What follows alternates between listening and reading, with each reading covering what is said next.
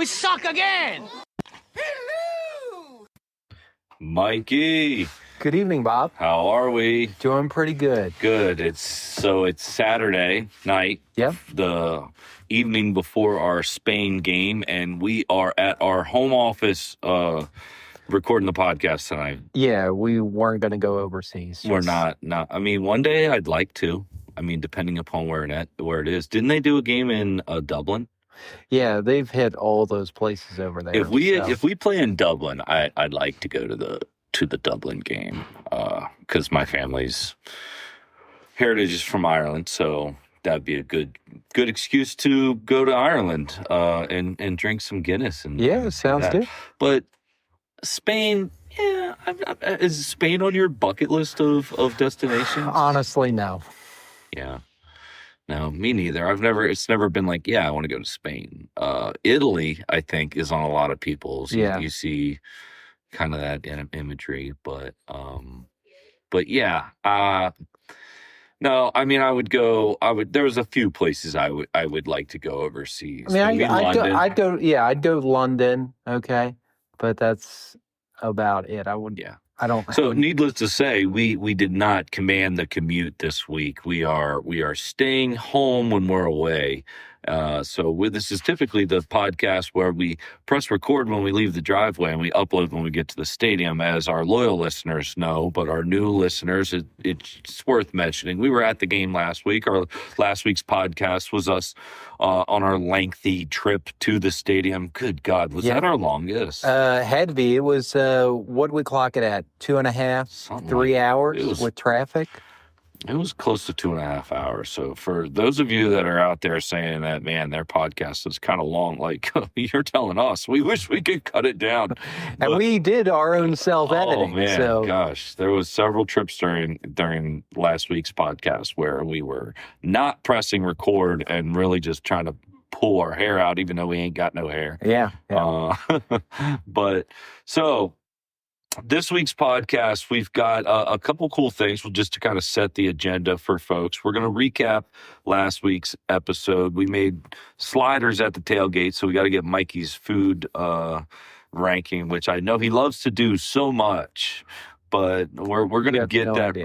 We're going to get the ranking because I make the food. So for the listeners, somebody has to rank it, and you eat all the food. So we got to get your feedback as reluctantly as you want to. Side note, I hate the ranking. Yeah, he does. Oh, because you're such a big guy with numbers and all that. It's not like I'm a big guy with numbers, but I mean, would you prefer we switch to like an A, B, C ranking, a B plus, C minus? No, this is an elementary school.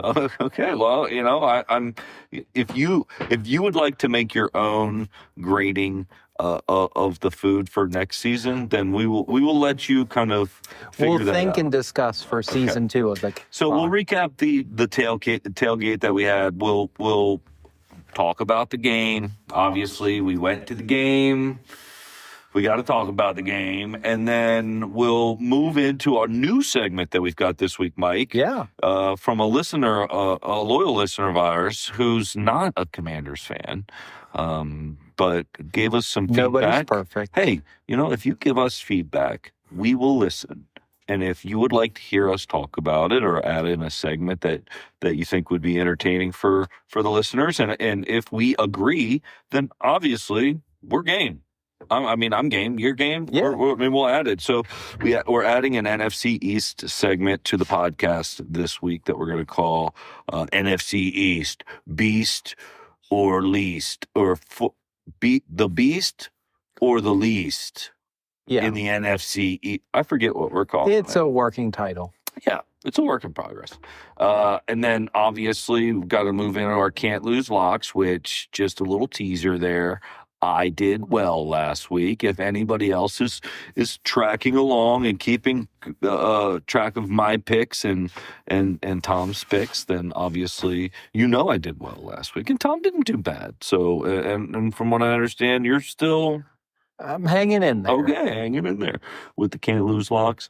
And then we've got the Spain game against the Miami Dolphins that we're going to put our predictions in and kind of talk about what's in store for our fan base for this week. So, yeah, with that being said, Mike, and did I miss anything about the agenda of what we want to discuss? Nope, that's it. Let's get started. All right, let's talk. I thought that might have been your little plug there to talk about the stadium.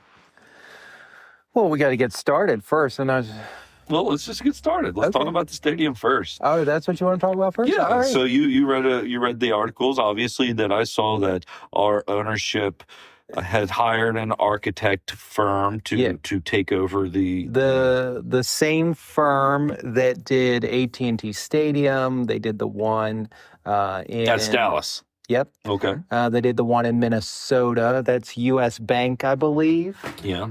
And what's the other one that I have here? I think the newest stadium around the league is Buffalo. No, SoFi is the other one they did. Oh, okay.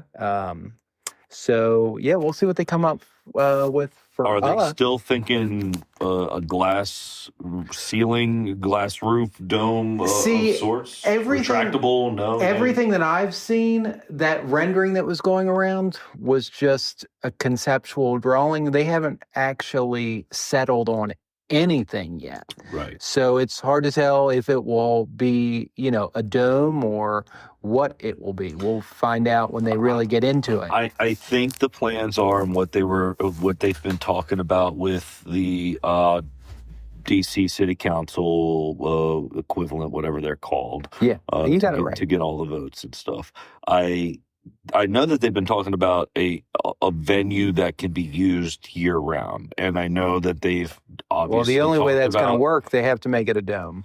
Yeah, exactly. So it's going to be indoor. Now, I hope that it's a retractable roof because for a September, October game that we've seen many times home this year, where the weather was nice, I like to enjoy and feel like we're still outside. Yeah. But I'd like the option, obviously, now that we're getting into November, December, January, I'd obviously like the option for to be indoors. So.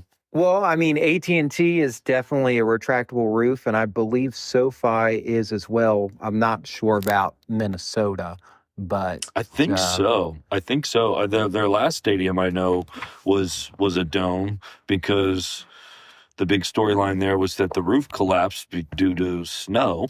Right. So that wasn't designed well at all. But yeah, so I'm looking forward to seeing what they come up with. The only request that I have for the design or the architecture aspect of everything is I would like this to be a stadium that's built for years to come. Like Camden Yards, they just in the last season or two renewed their lease with Baltimore for like the next 30 years. And have really started the upgrades. Like so that's a stadium that is going to be in place forever. And already one of the better stadiums around baseball, considered by many. It's on the newer side in the 90s, so it's not like Wrigley or any of those. But I'd like this to be a stadium that's going to be considered one of the best. I'd like there to be some architecture that kind of is a throw to some of the architecture around DC. I know you've been big on that. Yeah, I think that would be cool, to see some pillars from the Lincoln Memorial and some of the white, granite that's around DC. I think that would make it harder to knock down is the best way to say it. So, well, we'll see what they come up with. I mean, these other stadiums aren't anything to be upset about. So, I mean, I like a modern stadium with like the modern amenities, but I could do without some of the renderings that I've been seeing where,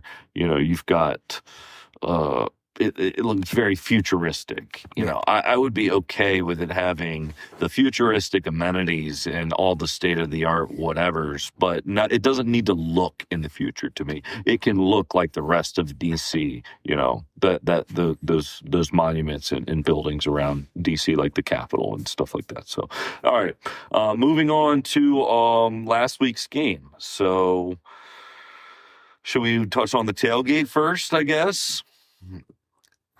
We got there early enough. There was definitely a lot of Lions fans there last week. Yeah, it was. I mean, it was Lions heavy, not only in the tailgate, but once the game started, there was nothing but. They were loud too. It was a sea of blue and silver. Our fan base is one of those to where if you want us to go and watch the game, then you best be good, because I ain't gonna waste my time. I mean, we're loyal.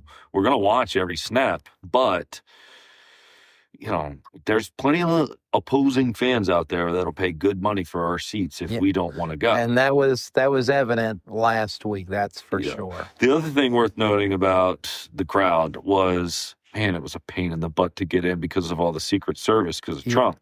Yeah, I mean, it was heavy. Yeah, it really was. It was definitely from what I can remember, it was the longest kind of lines and the mob, the crowd to get in through security and get to the point where you were scanning your tickets. Without a doubt. It was the worst that I've seen. Yeah. Since I can remember. It took me a while to get through those lines, which is always a pain. But obviously, when the president is planning on going to the game, then you got to expect that stuff. Right. So they have to make sure that it's secure and that no one has. And there was a lot of Secret Service there. I don't know. We left at around the same time, so you must have seen the whole. But like, it seemed like 2 busloads full of Secret Service were loading up at school, like school style, like in their they were loading up into the buses. When we had exited the stadium and were walking along the sidewalk to go over to the red zone lot, I think the first bus, or it could have been the second, I don't know, but probably the first bus of what had to be Secret Service was exiting. There were still all the cruisers and SUVs at the front of the stadium, though not as many as when we first got there. And then, of course, I guess it was like their communication hub bus that was in the players' lot. Yeah. That was still there. Yep. But they were definitely, sort of wrapping things up.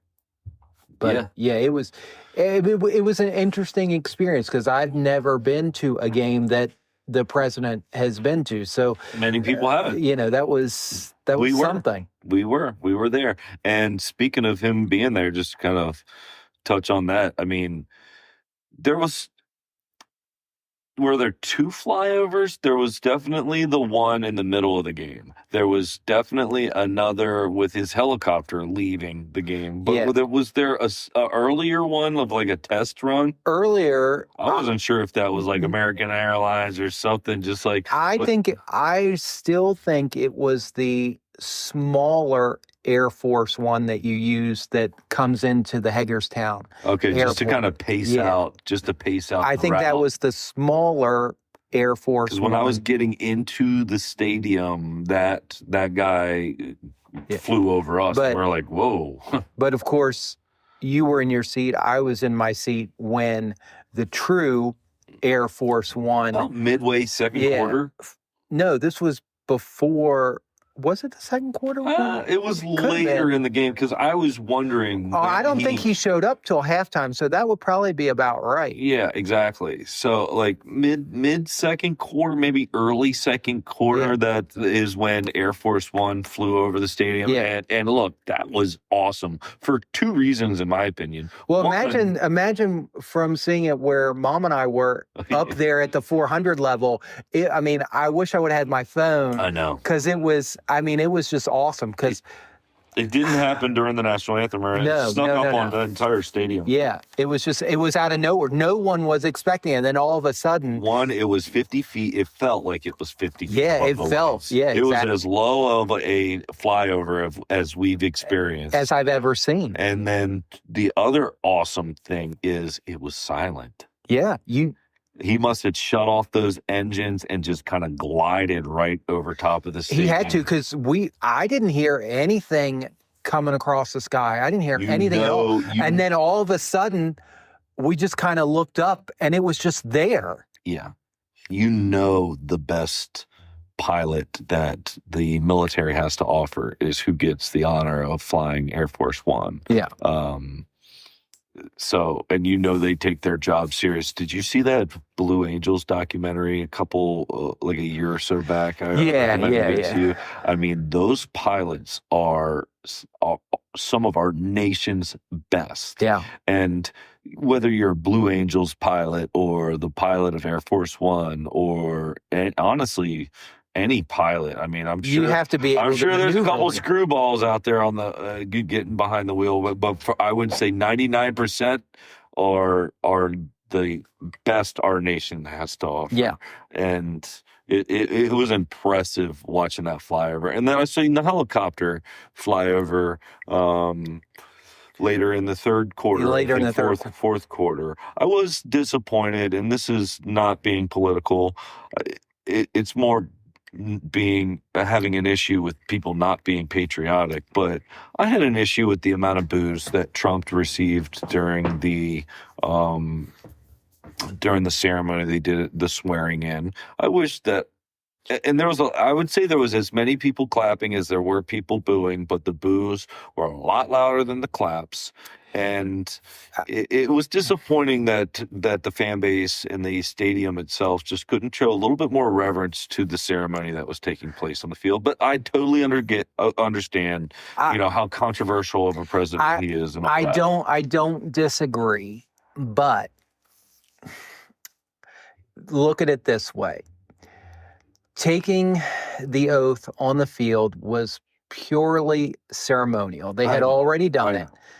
And in the current political climate and just the world in general, when you have an unpopular president, and he is unpopular, especially in the D.C. area, okay, he's unpopular. So regardless of what he's doing there, while the perception of that on national television is not the greatest, when you have an unpopular president, they're going to boo. It doesn't matter what he's there for. I'm just saying I was disappointed, and I wish that we could just be a little bit more respectful and reverent of even though it's a fake ceremony, I didn't like the imagery of it. It felt like you were booing the military as you were booing. I will tell you, Mom felt the same way, but it is what it is. I know. And I wouldn't take it personal. It just I'm not taking it personal. I'm just saying it just is what it is. Yeah. But I understand optically it's not a good look that we're booing when, new service members are taking the oath to serve the country. Because nobody cares about their political beliefs, whether they agree with the president or not. They're still standing in salute. And look, if it was a fake ceremony or not, they took it serious. Whether or not they voted for him or not to be sworn in. That doesn't matter. To be sworn in, I think it matters. I think it matters. There's nothing like the open. You're going to hear something in the playback. Did we accidentally push something? Yeah, so it's fine. Oh, what a great time for some type of a de facto. Yeah, little technical issue. Right, it'll be interesting on the playback. Yeah. You know what? We'll just let it roll. We don't edit this thing. If we make a mistake, we make a mistake. So I think we pushed a button there. You might have heard something, but so we'll just keep it rolling. Yeah. All right, and you know what? What a time for it to happen, right? We were talking about the president. So all right, it was probably a good thing. Let's let's move on. From Yeah, that we conversation, spent enough time because I on want to that. talk about the football as bad as it was. It was horrible. It was horrible football. It was like watching last week's game, even though we did score a few more points. It was like watching every game for the last 4 weeks, where I haven't we are. updated our sheet here in the studio with the last two weeks' scores. I mean, we remember last week's score because it was the same as the Cowboys, 44-22. Yeah. And we got stomped by the Seahawks, but after That was like 38-7, I think, or some 38-14. After the Bears loss to take us to 3-3, we were looking ahead at Cowboys, Kansas City, Seahawks, Lions, and hoping we would go 2-2 in that stretch. And obviously, and what that did we didn't do? happen. We went 4-0. And you mean 0-4? We went 0-4. What did I just say? Sorry, I made us a little apple autumn cocktail. How do you like yours? It's good. Okay. So that's my misspoke. But yeah, we. This team will make you drink. I mean, yeah. Cheers to that. But I mean, we're horrible. We have lost. What did I tell you? It's the first time we've lost 4 straight games by 20 or more points since like 1954. And that was my note after you told me that. I said historically bad. Yeah. Because we are 4-game stretch. We are. When you lose by that much, yeah. And the way we've been playing, our defense is horrible, terrible. Well, I mean, we've had some changes this week, so we'll changes. See. We'll get into those as we talk about coming into this week and what those changes might mean. But to changes have to happen because if you're going to lose 4 straight games by 20 plus points, like things have to change. Now, each of those teams, good offenses, good quarterbacks, good teams. I mean, we can't. I mean. Look, when you go to the NFC Championship game, you're going to have a tough schedule the year after. They weight it to how you did the year before in your record. And now that we didn't win the NFC East, the Eagles did, so they had the weight of the tough schedule kind of put on them. But still, the way they do the schedule, we basically had the 4th hardest schedule. Yeah, so and it shows obviously, but I'm glad that. I'm glad that we're being humbled because I think it was needed. I just thought that we could be humbled in a way that wasn't so brutal.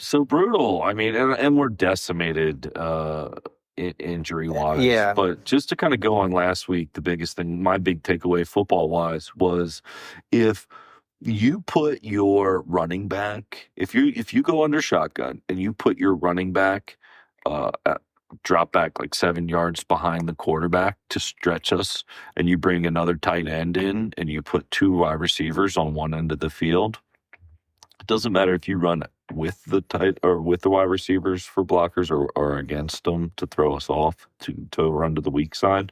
But if you stick a running back out back and stretch us and find your hole, you're going to find huge holes. There were huge holes like there had been the last 4 weeks, especially in the middle of the goddamn field. It was wide open. They could throw it anywhere they wanted as long as it was in the middle of the field. It was wide open. Didn't matter. Wide open. I really do feel like there was several running plays where I felt like I could have got a first down.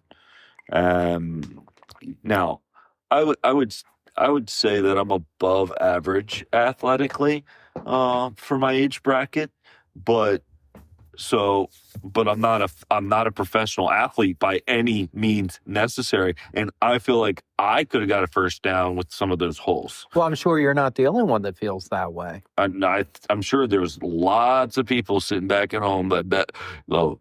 If I want to blow my knee out, I want one state. But also, like, I feel like a lot of people were watching some of those holes that Jahmyr Gibbs carved up against us. I mean, he had an amazing day. Do you have his stats offhand? Gibbs? Yeah. Jahmyr. Yeah, he had 15 rushes for 142 yards and 2 touchdowns. At receptions, I feel like he had third. I thought he had a third touchdown there. Maybe one. I thought one was catching. That could have been his rushing stats. Sorry. Yeah. It's okay. No, I mean I'm pretty sure. I mean, because we were missing out on receiving stats there, and I know he had caught some balls. I mean, our running backs playing well against us because obviously.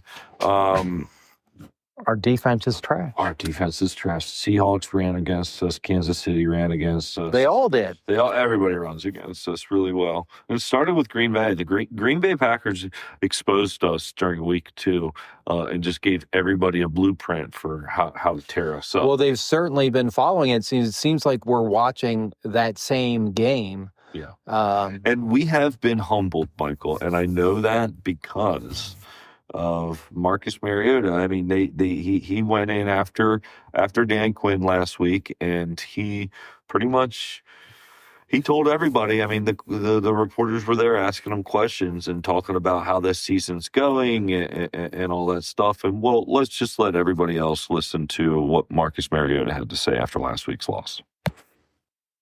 How surprised are you that we're sitting here and you're after 10 games that you're still saying you still have to figure out who you guys are and what you want to be? Yeah. I mean, I don't think we should shy away from that. I think that's the truth. And I think that's transparency. And at the end of the day, in order to get things going in the right direction, you have to be transparent. You have to be honest. And I don't think we are who we think we are. So with that being said, it's a quick turnaround. It's a trip to Europe. It's an opportunity for us to kind of dive in together. I believe in this brotherhood. I believe in the guys in the locker room. But like I said, there's got to be a sense of urgency, and I think our guys feel that. Last year, you guys seemed to figure out the identity early in the year. You've been on a lot of teams. Why has it been so hard this year for that? Every year is very unique. Every year poses different challenges. So with that being said, I don't really know. And I think that's why we are all standing here today, kind of where we're at. So it's going to take a collective effort to get this thing going in the right direction. But with that being said, I believe in these guys. Marcus, there were lots of Commanders fans heading for the exit before the end of the game. What would your message be to this fan base? Well, one, we do appreciate the support. We're not where we want to be, and we understand that. Secondly, continue to believe in this team, continue to believe in Q, continue to believe in the leaders of this group, because I've been in very many different locker rooms. I've been in a part of different teams that would have shut this down 2-3 weeks ago. So with that being said, there's fight in this dog. I believe in it, and we're going to get this right. So it's nice that Mariota is a true pro and takes ownership of. And honestly, we needed someone to do that. We needed someone to take ownership for the way the team's been playing, not only last week, but just generally for the entire season. Yeah. If you got to get to the point where you can totally forget about what we did as a team last year, like it's now, okay, it's time. Last year was last year. Now is now. We suck. We have to build up from here. Yes. And it just stinks that we are going into week 11 of the next season until we can, I mean, he said it. I mean, they're still trying to find themselves, and hopefully they can find themselves. Hopefully they can make some. And you know me, I'm a glasses half full kind of guy. And yeah, so I busted your balls on that last week. I'm going to talk about some of the glasses half full and how this season's not quite over just yet. But it doesn't look great. But I'm a glass half full kind of a guy. So we'll kind of get into that a little bit. But it's nice that we've got a true vet, a true pros pro behind the wheel, operating the offense in lieu of Jaden's injury. And, he's still not on the IR. So, yeah, they're supposed to reevaluate him after the bye week. There's a lot of teams, the bye week. There's a lot of teams that would have thrown in the towel. There's a lot of teams that would have sold at the trade deadline. There's something to be said about the fact that we haven't done that. Whether or not Well, you agree again, with it, I is don't different. think we did it because the big trade piece, Lattimore, is now on We've got the more reserve. trade pieces than you So- think. I'm sure we got a lot more phone calls for a lot more players than you think. It's just the compensation didn't work itself out. And I do think that they're not panicking. And whether or not we think they should or shouldn't, this season we can almost kind of throw in the towel on, but they're not panicking for the future. So No, I wouldn't panic for the future, not at all. all right, so that's all we're saying there. But all right, before I let you go on the recap, gosh, you always think I'm going to forget. One can dream, Now, okay? here's the little caveat because I know you want to score this piece of the puzzle here.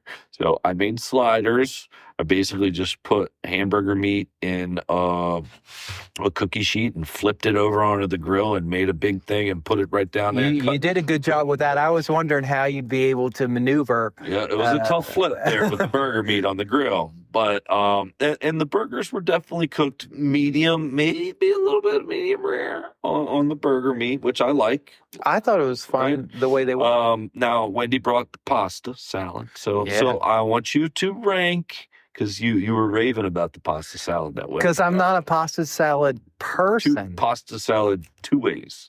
So I want a solid ranking here on the Detroit Lions Big Mac sliders is what we'll call them, with the pasta salad. Because it 2 ways. literally had the burger secret sauce. That was great. Yeah, everybody thought that I made the secret sauce. No, I bought it. It's from whatever Hidden Valley Ranch whatever. makes a burger. It literally secret says sauce. burger secret sauce, something like that. Yeah. I thought it was pretty funny. So what's the number On the meal, on the tailgate food, on the entire meal, on the entire meal? Yeah, not just the sliders, the whole thing, the whole thing. I would say 8.6, 8.7.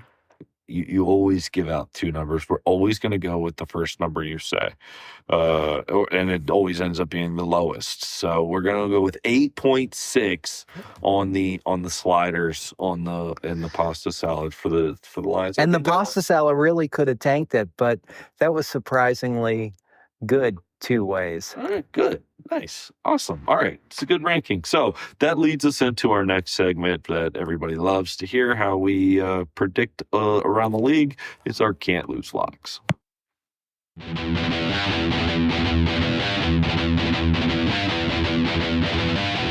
Can't lose locks.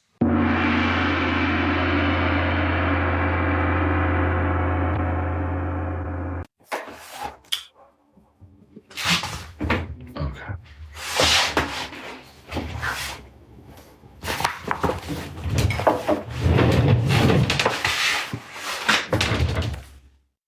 Michael keeps hitting the damn buttons.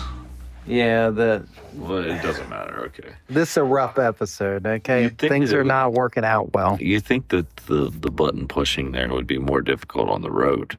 We're just sitting here. It's sitting on your lap. Yeah, that's the problem. Can't lose locks. Yeah, that's my voice. So, Mike, how'd you do last week? Last week I went 8-6.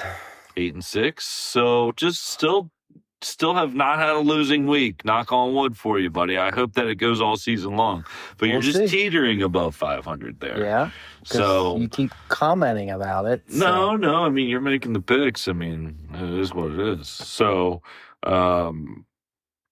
8-6. That brings your season total to 94 wins, 57 losses. 94 and 57. And that doesn't include the tie. So it's like 94, 57, and 1. One no contest. Yeah. Okay. Yeah. I'll give you that. All right. How do you feel going into this week after you've already made your picks? So, I mean, how'd you do Thursday night? Thursday night, I took the Patriots over the Jets because, as I've been saying all season, it's the Jets. Yeah, that's a can't lose So- lock right there. You know, yeah. So I got that one. So technically, I guess I'm 95 and 57, but that's, yeah. I don't know. I don't think there's really a particular game that I'm overly maybe thrilled about. I don't know. We'll see as we go through them. But All right. Well, give it to us. Let's hear it. so I'll wait till later to talk about what I think our game is going to do since we're the 9:30 game tomorrow. Yep. So the first 1 o'clock game is the Panthers and the Falcons, and I went with the Panthers. Because we are subconsciously Atlanta haters. Yeah. I think that was probably why I did it. Yeah. And then I went with the Bills over the Bucks. I think that's going to be a great game. I think so too.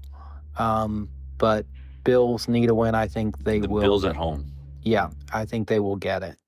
I took the Chargers over the Jaguars. I took the Bears over the Vikings. I took Green Bay over New York. And then I took the Steelers over the Bengals. And for the last 1 o'clock game, I took the Texans over the Titans. And then getting into the 4 o'clock games, I took the Niners over Arizona. I took the Rams over the Seahawks.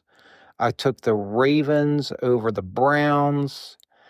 And I took Kansas City over Denver.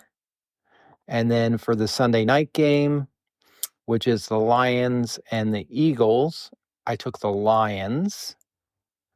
And for Monday night, Cowboys and Raiders, I took the Cowboys. The Lions-Philly game, that's going to be a good one. Yeah. And then, what was that other one? Seahawks, Rams. Seahawks, Rams. I think Seahawks, Rams is going to be another really good game.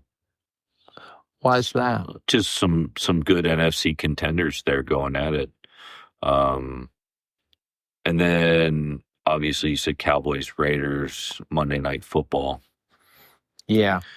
I mean, the Raiders are... Another Cowboys game. They're as bad as we are.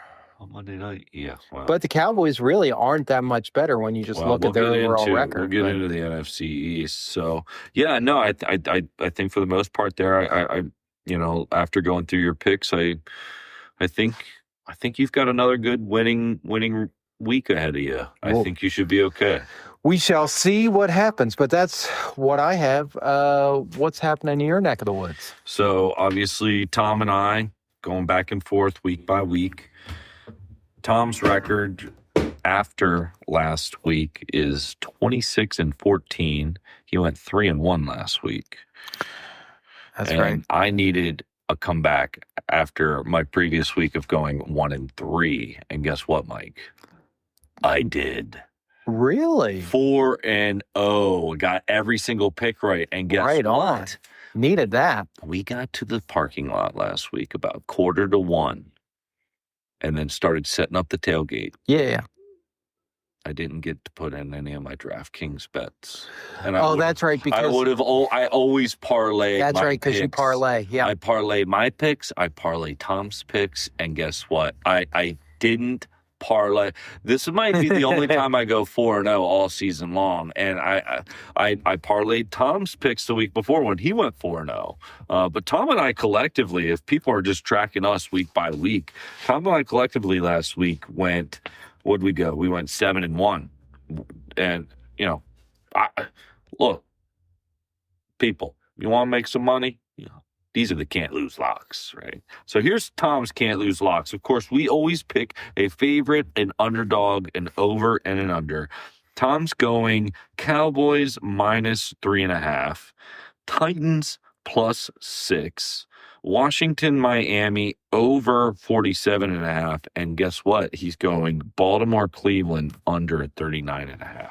Over 47.5 on our game. Now, ask me my opinion on his picks. What's your opinion on Tom's picks? Bob's due for a comeback because Tom's But didn't you just have that last week?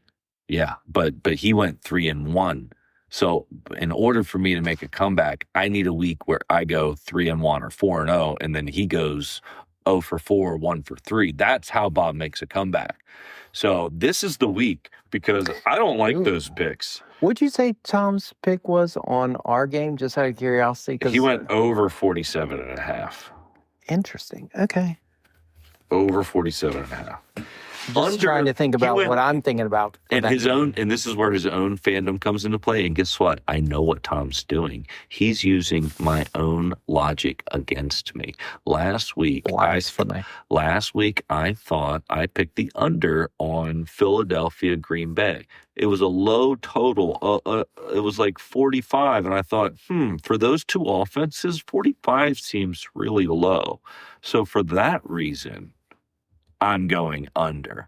So I don't know what Tom's logic is for Baltimore, Cleveland under 39.5 points, because 39.5 points is about as low as you're going to get. I mean, you can't really get much lower. And he's going under that. So I think he's using my same logic against me. And guess what? I'm on to you, Tom. I know what you're doing, and I don't like it. 39.5 points is definitely going over on Baltimore, Cleveland. And then Washington, Miami, well, I can see the over just because we can't make anybody punt. So there's a good chance that he just thinks Miami's going to put up a boatload of points, and I wonder if his fantasy has anything to do with where his mindset is. But let's move on to my picks. I got this week Green Bay -7, New York Giants. Okay. It's at Giants, but they fired their head coach. And they don't have a quarterback. They've got Jameis Winston, who's never been relevant. I'm going Green Bay and the -7. This is a little prelude to earlier. I wish I would have texted Tom when I saw it on DraftKings, because I have it written down here as Washington +2.5, but the line has moved. And from the half hour that I wrote it down to where I looked back at it again, the line moved the half point. I lost the half point because I didn't text Tom. If I would have texted Tom, he would have gave me the half point when I locked it in. But guess what? Oh, you're talking about, okay. It went from 2.5 to 3. So Washington +3 points. Then I'm going Tampa Bay, Buffalo. Think about those offenses. Over 46.5.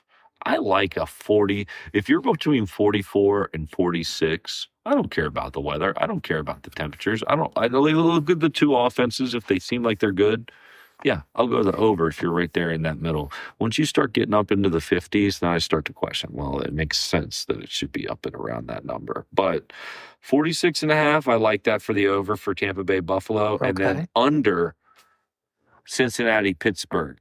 Think to yourself right now, what do you think the number is going to be? Cincinnati, Pittsburgh, Joe Flacco. Yeah. I took under 48.5. You agree? Yeah, because I was thinking like 45. Okay. So, yeah. Right on. So those are my can't lose locks. I'm feeling great about them. I'm feeling horrible about Tom's picks. So I think this is a comeback week. Comeback week for me, comeback week for us as Washington fans. Time will tell. Time will tell. I think this is a good opportunity because I want to talk on some of those games we just talked on and some of those opponents, specifically within our division. I think this is a good opportunity for our new segment, NFC East, Beast to Least.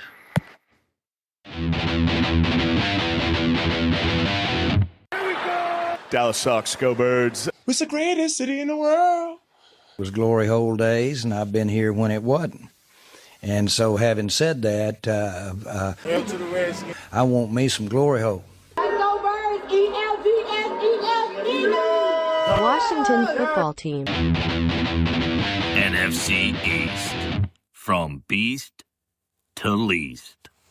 New segment where we're going to kind of ignore the standings, ignore the records, just kind of talk about the NFC East. We're going to pick a team that is the beast for the week, and a team that's the least of the week. And I think the least is pretty obvious. yep. Well, I mean, if we're going week by week, so this is this week, and the team that I'm going to talk about as the NFC least is the New York Giants. Yeah, that's the obvious pick. Right. So even though we suck really bad. I mean, the Giants have a record of 2-8, so they suck really bad, and they just fired their head coach, Daboll. You predicted this a few weeks back. Yep. You weren't. I listened back.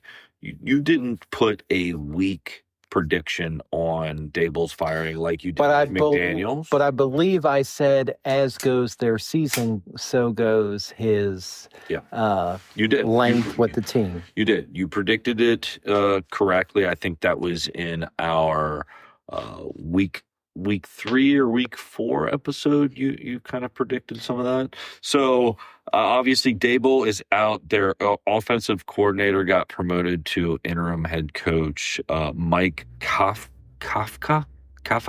Yeah. What is it? You had it right, Kafka.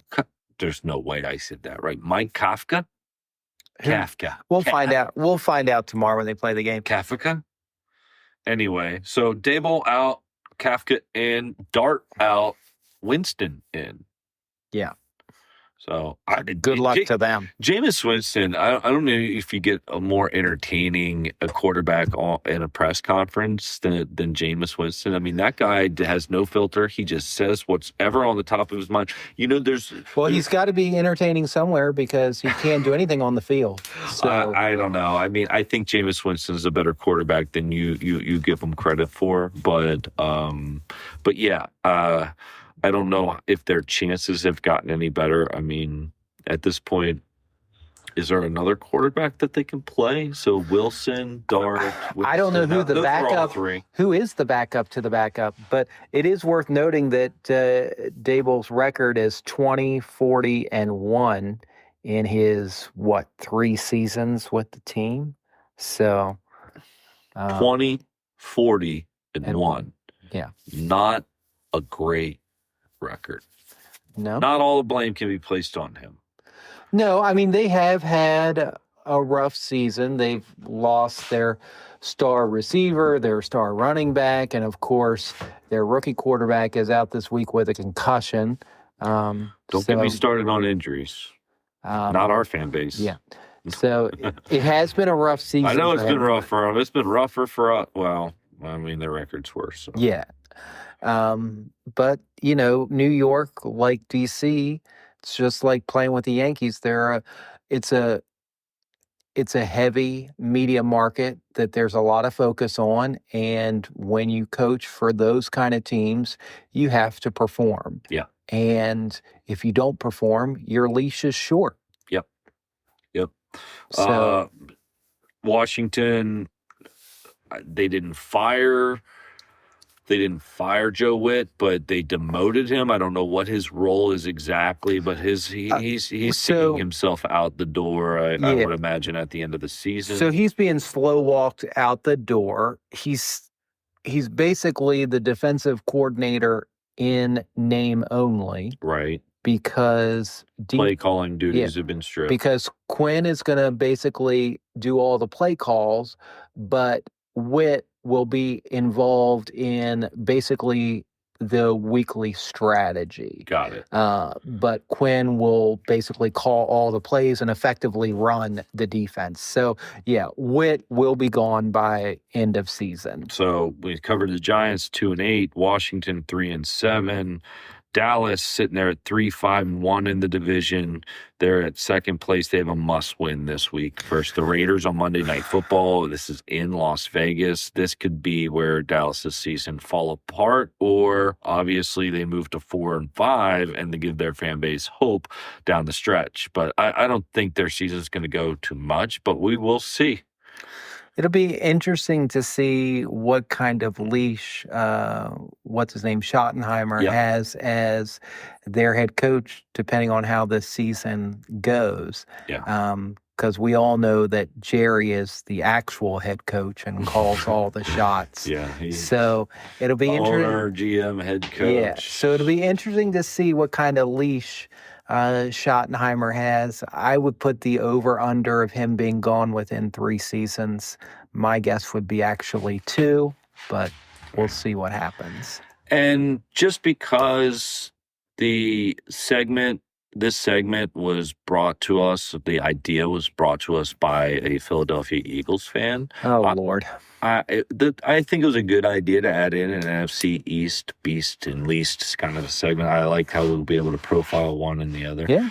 For this first segment, I think we're just going to leave out the beast section. And I just think that's the right thing to do. Just skim right over the Philadelphia Eagles. I don't think there's anything worth talking about with them. No. So, yeah, I mean, we appreciate Philadelphia Eagles fans listening to the podcast. And we appreciate the input for this new segment. We just don't feel the need to acknowledge their team. Not today. Maybe next week. We'll talk about them next week. Maybe not. We'll see. I don't know. Yeah. But hey, appreciate you guys being out there. Appreciate your existence. But that's about it. So, with that being said, let's kind of finish up this NFC East segment leading into next week's game. And let's talk about DQ taking over as DC. When something's not working, we shift from the question of why isn't it working to what do we need to do to get right? And right now that'll call for some change. And I'll take over the role as the defensive coordinator and all that entails. Known Joe as my right-hand man for years, and he took the news like the pro he is. As a defensive staff, including Joe, we're all consumed by getting it right, and that's exactly what we intend to do. This is the time to add into that and lean in. Joe and I have got a great vibe together, John. We've worked together, through our time in Dallas, and we'll lean back into that space where he'll help me along the way and all that leads up into the game and calling it into that space. So having Joe, and I been in that vibe together, we'll lean into that again, and we'll do that now. So DQ taking over as DC. We got to hope it does something, or else he's really putting his neck out there. I mean, something had to be done. So I think it was honestly just a matter of time. I think Witt is lucky that he just didn't get outright fired now. I think he's going to get fired. Oh, yeah. I'm not disputing that. I think that's definitely going to happen at the end of the season. I don't blame us for not firing him in the mindset that DQ taking over the responsibilities. I mean, he's head coach and defensive coordinator now. So he needs a defensive coordinator assistant, if you will, while he's still doing all those duties throughout the game. So I don't blame us for not firing Joe Witt. I don't know. I wish there was a guy on our staff that was worthy enough to fire Joe Witt and elevate to the DC in lieu of Dan Quinn, but there's obviously nobody that he trusts. So that tells me that during the offseason, he's going to hire a defensive coordinator to come in that he agrees with, that can run his style of football and his scheme. And who knows, we may be looking for a new offensive coordinator too, because with the Giants opening, I'm sure Kingsbury will get some interest, at least for that position. No, I agree. No, that's a good point. So, I mean, while we're rebuilding, why not rebuild on both sides of football in terms of the coordinator position, and kind of get our guys in that are going to be here for the next run. Yeah. Now that we've kind of gotten in, even though I thought that this might happen year 3 or 4. Well, I think everyone did. I think the conventional wisdom was what happened last season was too early, that the team, and it shows now, wasn't ready yet.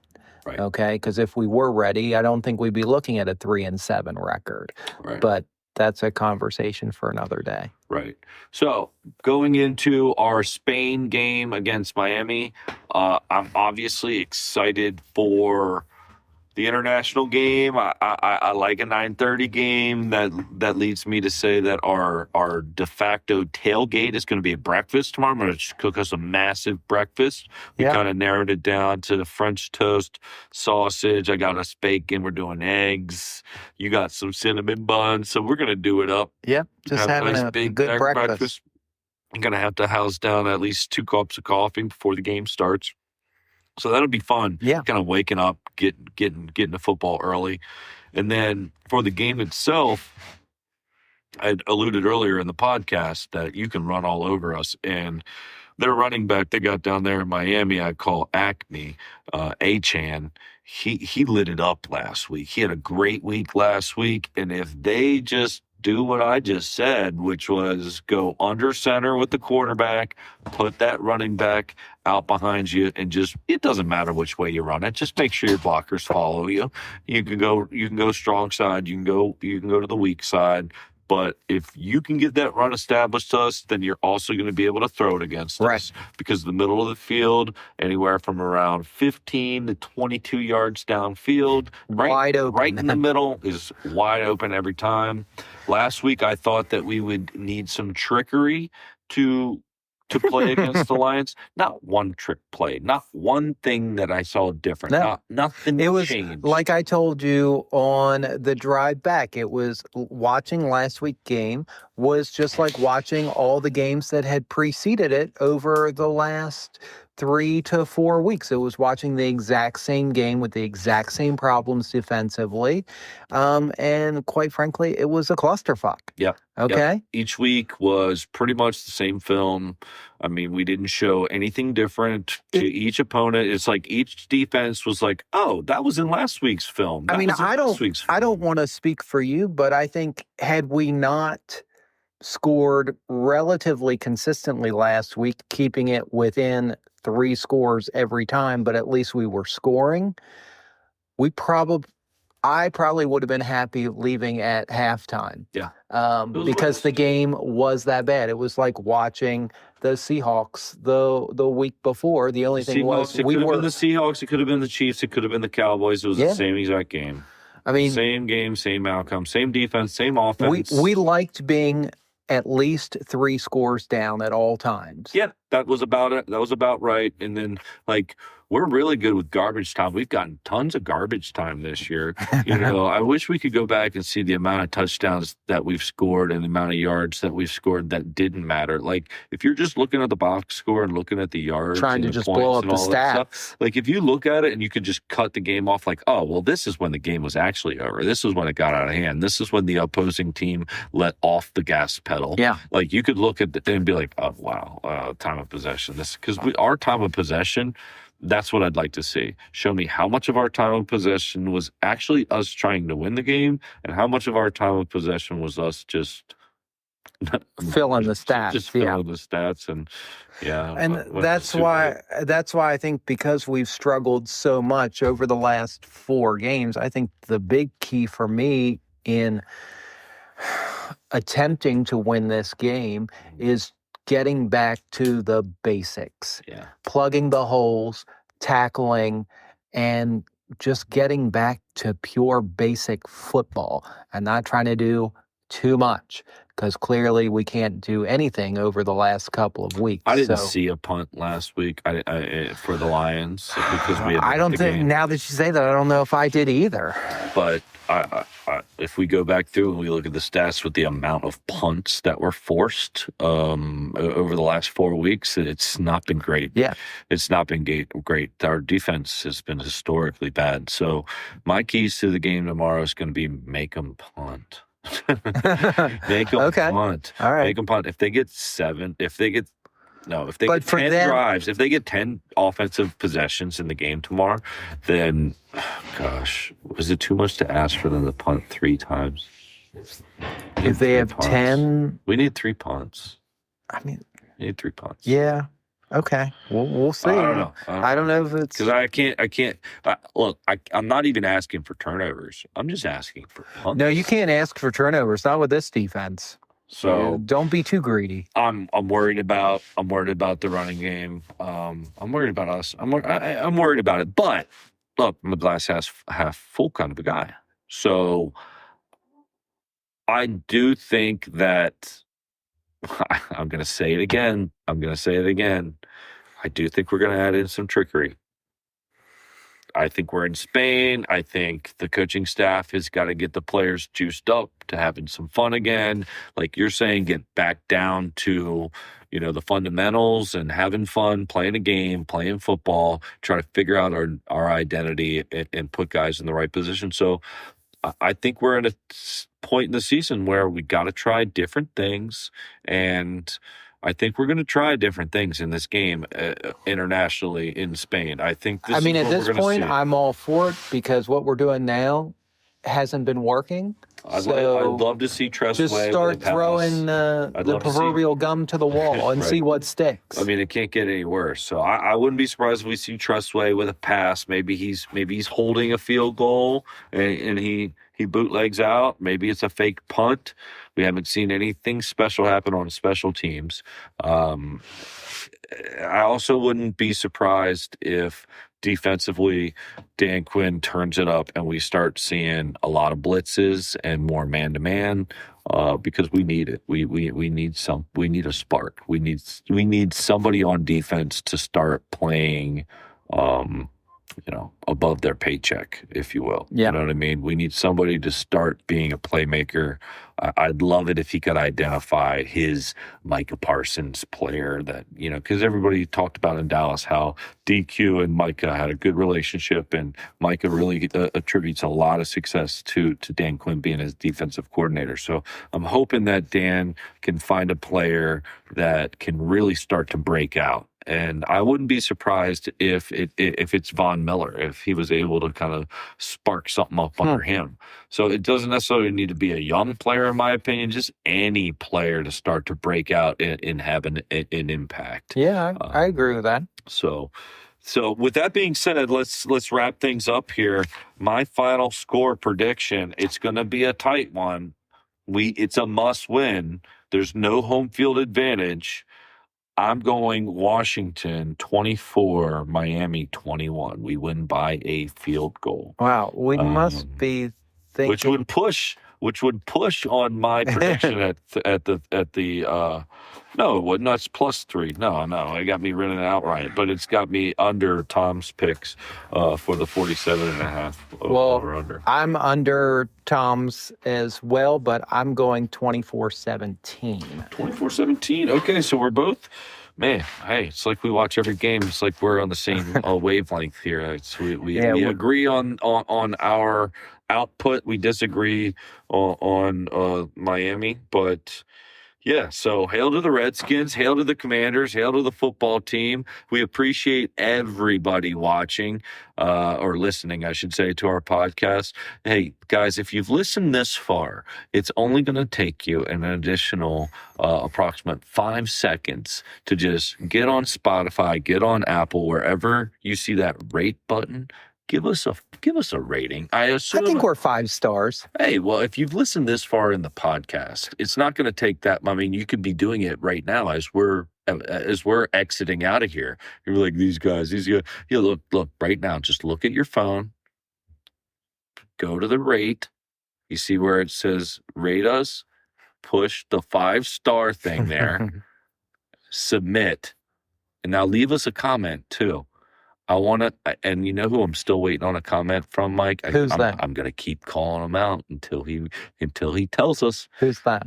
We've got a very loyal listener out of Singapore. That's right. Singapore, I know you're. He said he listens to every episode. Look, I don't get a lot of analytics, but it does tell me if you download our episode, the location that you're in, and our Singaporean listener, unless there's several of you out there, either somebody has downloaded each episode from Singapore, or there's maybe 15 people from Singapore that has downloaded one episode. I'm banking on there's one Singaporean.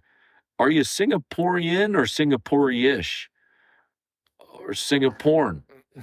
We want to hear what you have for the tailgate for each week. I know you're a Commanders fan, but thank you, everybody, for listening. We appreciate all of you. Hail to the Redskins. Hail to the Commanders. On to Miami.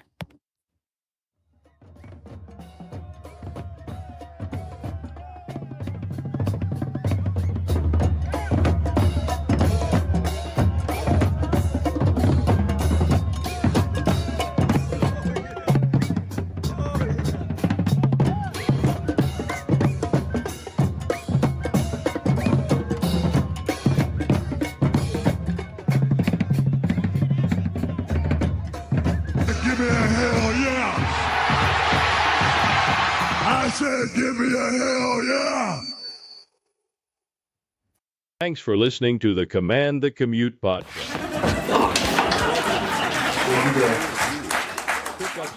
Oh, I messed it up again. This episode is just full of mistakes. Or whatever else you call them is going to kick some ass. If this is a home game, Bob and Michael will be in the red zone lot at Northwest Stadium. We encourage you to come to our tailgate and say hello. If you are still listening to the podcast, wow, you are an extremely loyal listener. I wonder how much longer you'll stay. Hey, I've got a question. How much wood would a woodchuck chuck if a woodchuck could chuck wood? You've got mail. Goodbye.